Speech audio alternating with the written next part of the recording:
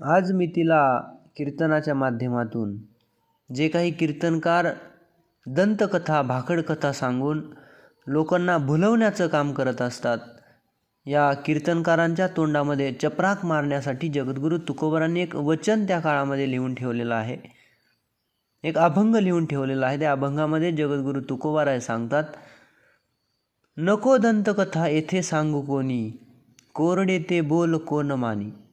अनुभव येथे पाहिजे साचार, न चलती चार आम्हा पुढे. कीर्तनकारानं कीर्तनाच्या गादीवर उभं राहिल्यानंतर समाजाला खऱ्याचं खरं आणि खोट्याचं खोटंच करून दाखवलं पाहिजे. पुराव्याविना कुठलेही शब्द वापरले नाही पाहिजे. ज्याप्रमाणे राजहंस पक्षी दुधाचं दूध आणि पाण्याचं पाणी करतो, त्याप्रमाणे कीर्तनकारानं तिथं उभं राहिल्यानंतर खऱ्याचं खरं आणि खोट्याचं खोटंच करून दाखवलं पाहिजे, असं जगद्गुरू तुकोबाराय सांगतात. रामकृष्ण हरी.